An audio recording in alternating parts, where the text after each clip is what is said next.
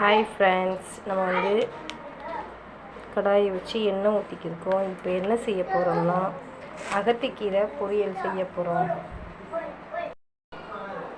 சின்ன வெங்காயம், பச்சை மிளகாய், 2 பச்சை மிளகாய், கொஞ்சோண்டு சின்ன வெங்காயம். நிறையா போடலாம், நிறைய கீரைக்கு நிறையா போடலாம், கொஞ்சம் தான் போடுறோம்.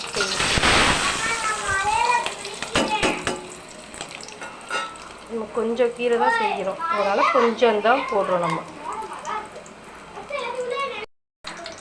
சீரகம் கொஞ்சம் சேர்த்துக்கிடுவோம்.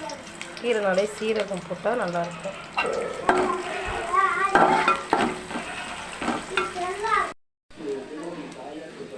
இந்த அகத்திக்கீரை தான் நம்ம எடுத்து வச்சுருக்கோம்.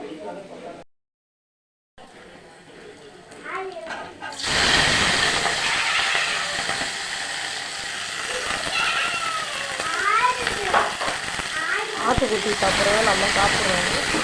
இந்த மாதிரி கேலி பண்ணிக்கிட்டோம். கொஞ்சோண்டு உப்பு போடுவோம். கீரை கொஞ்சம் நல்லா வதங்கிடுச்சு. லைட்டாக போட்டால் போதும். சின்ன அகத்திக்கீரை குட்டியாக தான் வாங்கினோம். பாதி எங்கள் ஆட்டுக்குட்டி போட்டாச்சு, அதனால் கொஞ்சோடாக போட்டிருக்கோம். இன்னொன்று, இது ரத்தத்துக்கு நல்லது. ரத்த கிருமி சுத்தப்படுத்தும். நம்ம உடம்புல உள்ள நோயெல்லாம் சுத்தப்படுத்தும் இந்த அகத்திக்கீரை. ரத்தத்தில் பிரச்சனை இருக்கவங்க அவங்களாம் இந்த கீரையை சாப்பிடுங்க. நம்மளுக்கு ரத்தம் சுத்தமாகும்.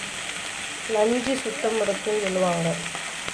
அந்த இதுதான் இந்த அகத்திக்கீரையை நம்ம ரொம்ப சேர்க்கக்கூடாது. 15 நாளைக்கு ஒரு தடவை சாப்பிட்டுக்கலாம். எனக்குலாம் பிடிக்காது, கசக்கும். அதனால நான் ரொம்ப சேர்த்துக்கிற மாட்டேன். 15 நாளைக்கு ஒரு மருந்து மாதிரி.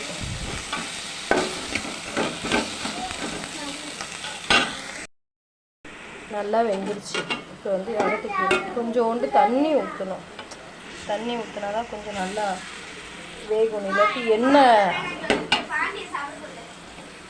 எண்ணெயாக இருக்கிறதுனால ஒரு மாதிரி இருந்துச்சு. லைட்டாக தண்ணி ஒரு 3 ஸ்பூன் அளவுக்கு ஊற்றணும்.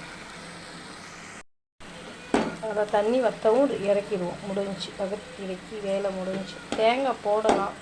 கொஞ்சோண்டு செஞ்சதுனால மருந்து மாதிரி சாப்பிடுவோண்டு அளவாக செஞ்சதுனால போடலாம். தேங்காய் போடலாமான்னு தெரியல.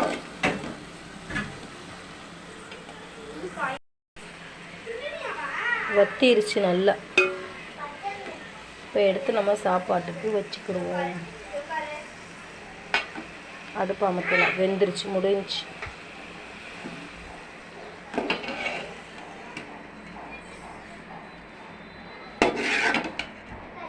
அகத்திக்கீரை எல்லாருமே ஒரு நாள் செஞ்சு சாப்பிடுங்க. வாரத்துக்கு 15 நாளைக்கு ஒரு தடவையாக.